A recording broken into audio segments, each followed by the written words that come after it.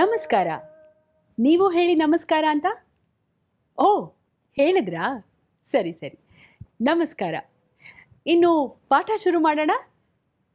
ಮನೆಯಲ್ಲಿ, ಊರಲ್ಲಿ, ಮೈಸೂರಲ್ಲಿ, ಮರದಲ್ಲಿ, ಶಾಲೆಯಲ್ಲಿ, ಹುಡುಗನಲ್ಲಿ, ಹುಡುಗಿಯಲ್ಲಿ, ಅಂಗಡಿಯಲ್ಲಿ, ಸ್ನೇಹಿತನಲ್ಲಿ, ಕಚೇರಿಯಲ್ಲಿ, ಲೇಖಕನಲ್ಲಿ, ಸಮಯದಲ್ಲಿ, ರಸ್ತೆಯಲ್ಲಿ, ಭಾರತದಲ್ಲಿ, ಕಾರಲ್ಲಿ. Okay. These friends are reminding me to talk about other types of locations. In the previous lesson, we have learned verb iru. We learned how it changes with different pronouns in present tense. There, for convenience, we used only one common location, that is, maneyalli. In this, you understood that a suffix alli was added to mane to make maneyalli in the house. Here, you can notice that ya is pronounced before adding alli. We will learn how location marker alli is added to different nouns. You heard some such locations from our friends just now. I repeat them here. Listen to their pronunciation. Maneyalli, Ooralli, Mysuralli, ಮರದಲ್ಲಿ, ಶಾಲೆಯಲ್ಲಿ, ಹುಡುಗನಲ್ಲಿ, ಹುಡುಗಿಯಲ್ಲಿ, ಅಂಗಡಿಯಲ್ಲಿ, ಸ್ನೇಹಿತನಲ್ಲಿ, ಕಚೇರಿಯಲ್ಲಿ, ಲೇಖಕನಲ್ಲಿ, ಸಮಯದಲ್ಲಿ, ರಸ್ತೆಯಲ್ಲಿ, ಭಾರತದಲ್ಲಿ, ಕಾರಲ್ಲಿ. Here, for all types of nouns, human or non-human, alli is added to indicate location, but you can notice a slight variation in them before adding alli. Ooralli, ಶಾಲೆಯಲ್ಲಿ, ಅಂಗಡಿಯಲ್ಲಿ, ಭಾರತದಲ್ಲಿ. Yes, there is some kind of logic to them. Let's try to catch it. To understand this, we will group the basic nouns. We do that basing on their endings. When you do that, you will get following groups: Ooralli, Mysuralli, Karalli in one group, Maneyalli, Shalayalli, Rasteyalli, and Hudugiyalli, Angadiyalli, and Kacheriyalli in another group, and Huduganalli, Lekhakanalli, Snehitanalli, and Maradalli, Samayadalli, and Bharatadalli in yet another group. How are they grouped? Without alli being added, the nouns look like this. Now you can clearly see they are grouped on the basis of their vowel endings. That in a way decide how alli is added to them. Don't worry if it looks complicated. By practice, it becomes natural. However, you can take a note of this. Now let's take them group by group. First, let's take u ending nouns. For example, Uru, the town. Here, before we add alli, we drop u. So, ur plus alli is Ooralli, in the town. Nanu namma Ooralli iddini. I am in our town or native place. Mysuru is a name of a city. It ends with u. This is also behaves like Uru. So, Mysore plus alli is Mysuralli. Namma tande Mysuralli iddare. My father is in Mysore. Similarly, car plus alli is Karalli. Nanna mobile Karalli ide. In such nouns, end u can be dropped before adding alli. Take some more examples. Hesaru, name. Kesaru, mud. Hannu, fruit. Niru, water. Mannu, soil. Hotalu, hotel. Tabalu, table. And the like. They all drop u and take alli and become ಹೆಸರಲ್ಲಿ, ಕೆಸರಲ್ಲಿ, ಹಣ್ಣಲ್ಲಿ, ನೀರಲ್ಲಿ, ಮಣ್ಣಲ್ಲಿ, ಹೋಟೆಲಲ್ಲಿ, ಟೇಬಲಲ್ಲಿ. Now, let's take the A ending nouns like mane, shale, raste, and E ending nouns like hudugi, angadi, and kacheri. Both behave in a similar manner. They just take a glide ya before taking ali and become yalli.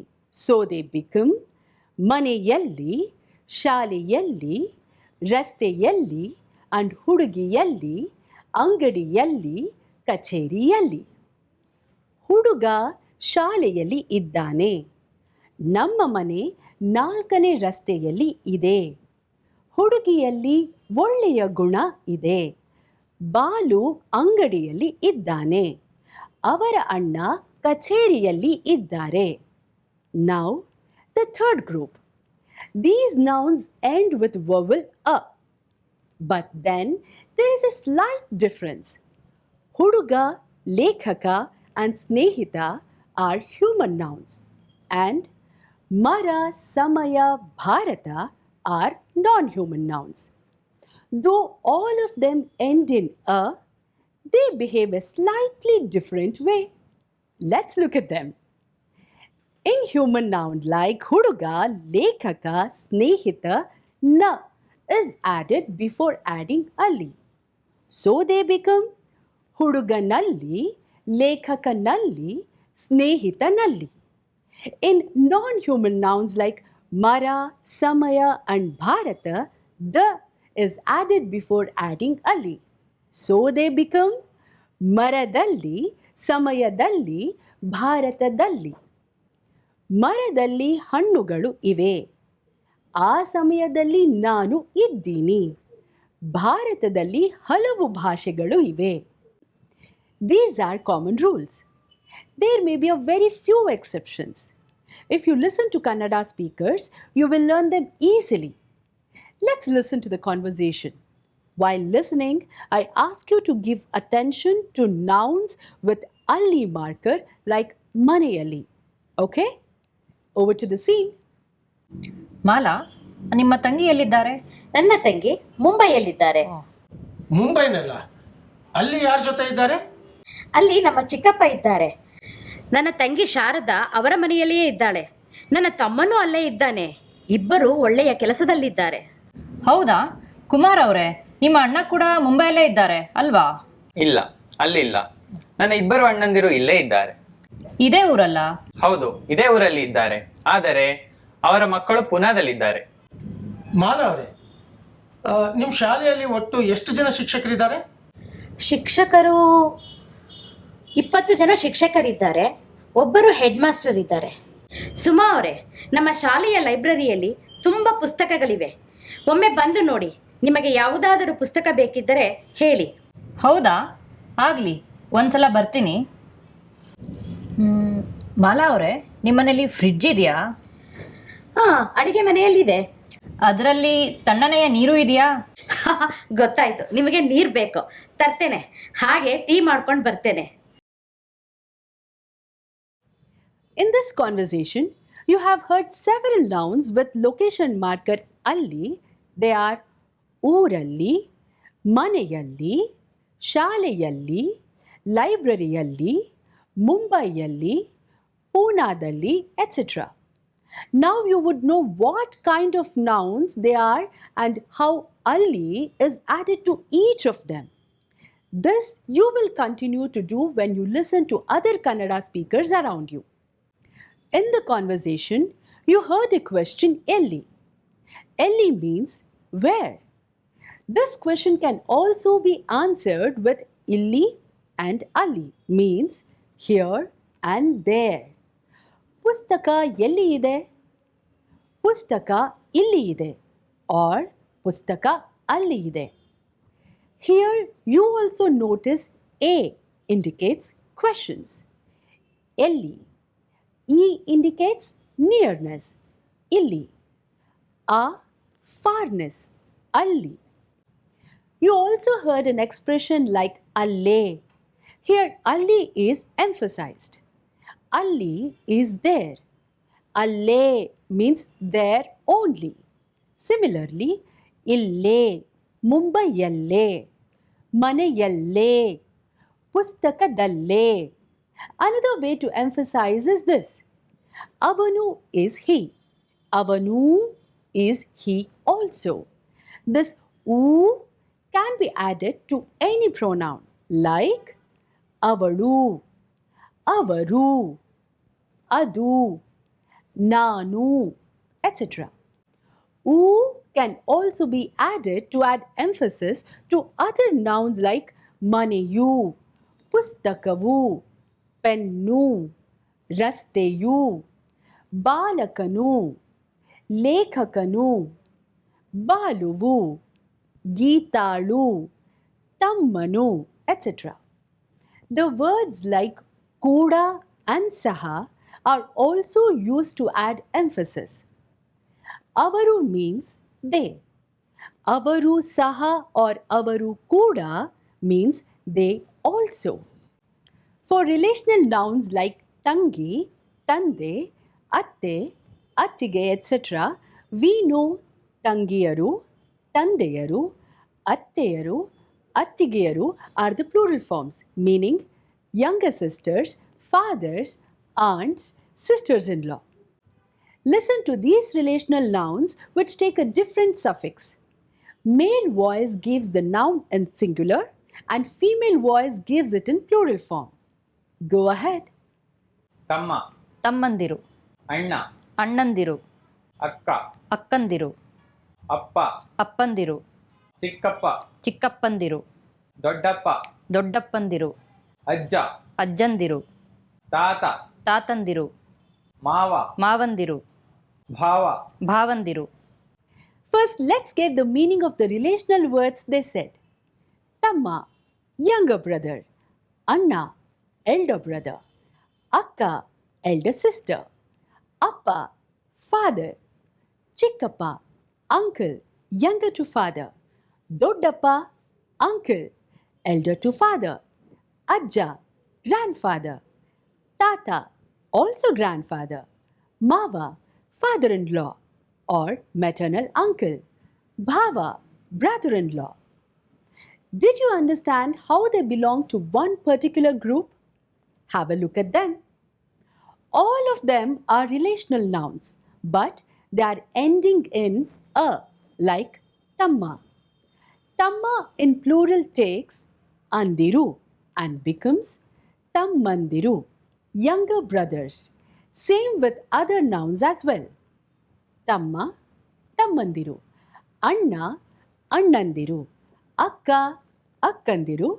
Appa, appandiru. Chikkappa, chikkappandiru. Doddappa, doddappandiru.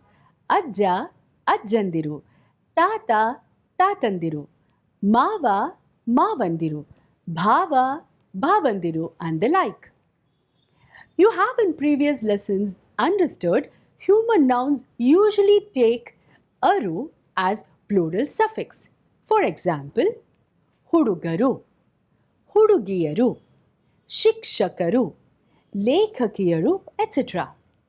But there are a few human nouns like rogi, patient, guru, teacher, mantri, minister, swami, rishi, muni, karmi, worker, coolie, mali, gardener, dani, donor, kavi, poet, somari, lazy person.